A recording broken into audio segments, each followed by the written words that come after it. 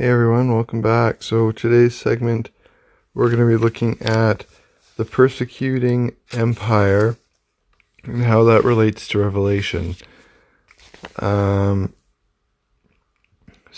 the geopolitical power most actively involved in this persecution of God's people, an end-time revival of the Roman Empire, as we will see, is introduced in Revelation 13 as a beast rising out of the sea, having 7 heads and 10 horns, and on his horns 10 crowns, and on his heads a blasphemous name.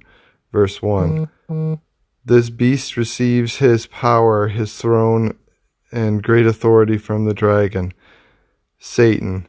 Verse 2, and can be compared to chapter 12, verse 3, and its characteristics are those of a leopard, a bear, and a lion. Revelation 13:2. Centuries earlier, Daniel wrote of these same beasts as symbolic of the successive empires of Babylon, Persia, and Greece. Daniel 7:4-6. And you can compare that with Daniel 8:19-22. Each of which would rule the Holy Land. Later, the territory would be captured and controlled by Rome, synonymous with a terrible fourth beast Daniel described. John writes about the revival of this ancient system, and I saw one of his heads as if it had been mortally wounded, and a deadly wound was healed. Revelation 13:3.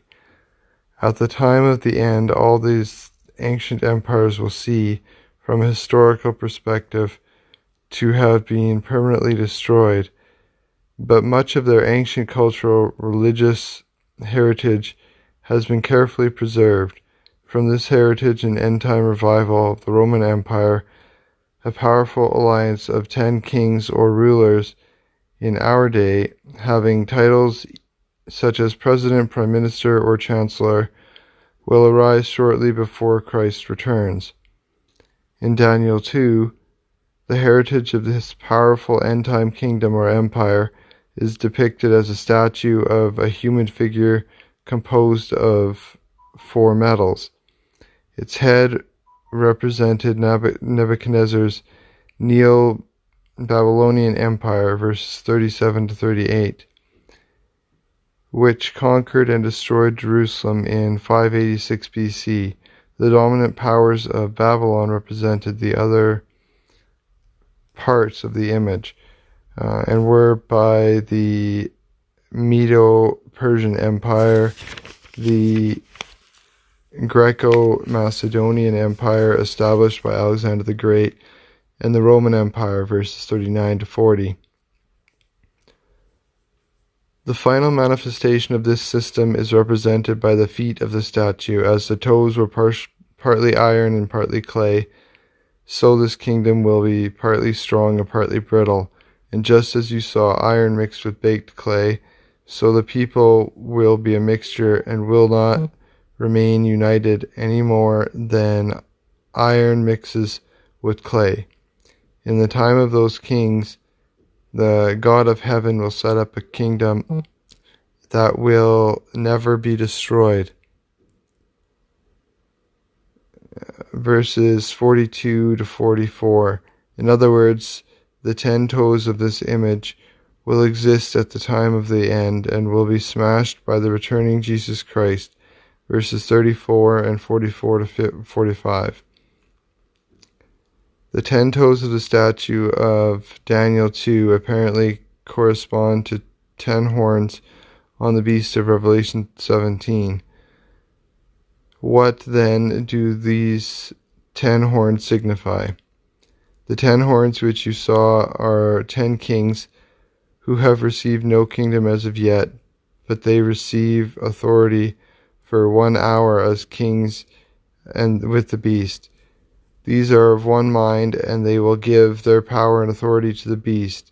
These will make war with the Lamb, and the Lamb will overcome them. The beast who these horns collectively form will be a short-lived end-time empire ruled by Satan, As we will see later, it will be a commercially driven political, religious, and military entity similar to the empire ruled by ancient Babylon.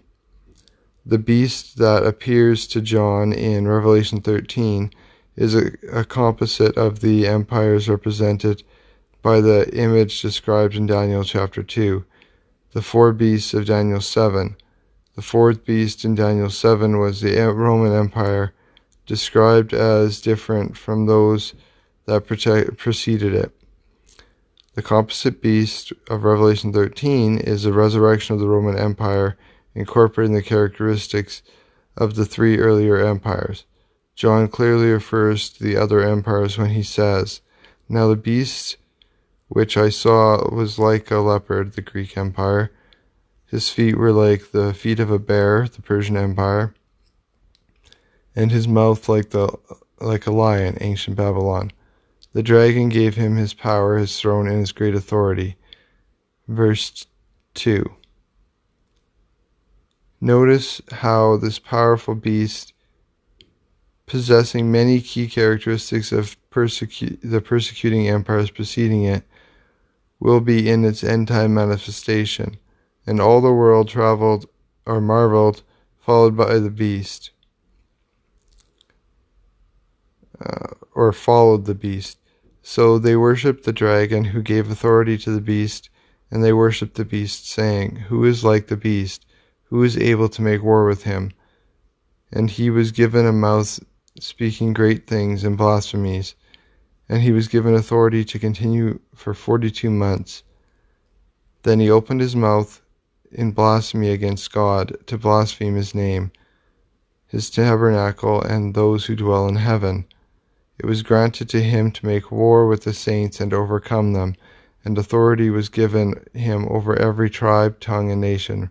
Revelation 13, 3-7. The book of Revelation reveals from more than one perspective the emergence of this vast end-time empire governed by the great city God labels Babylon the Great. Revelation 17:5 and 18. The reference here being to Rome, the final resurrection of the Roman Empire, centered in Europe, is destined to become the world's dominant superpower. Satan will use it as his principal weapon against Christ and his people at the end of the age.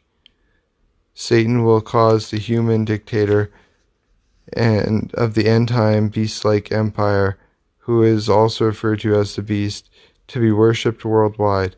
Satan will give this coming dictator the power to transform his and Satan's political and military objectives into worldwide religious crusades. John explains, "All who dwell on the earth will worship him, whose names have not been written in the book of life of the Lamb slain from the fountain of the world, foundation of the world." Revelation 13:8. So that is something that we really need to be watching for, and that we're seeing a little bit of the rise of power in our own time here, and we're seeing the division of nations that have been strong, and how they are coming to head against other nations that are rising up. So we really need to just be mindful of all of this and watch out for all of this as the end times do approach. And we need to be wary and just on guard, and make sure we're standing strong and faithful in our faith and devotion to God. So thank you for listening, and I hope to see you in the next one here.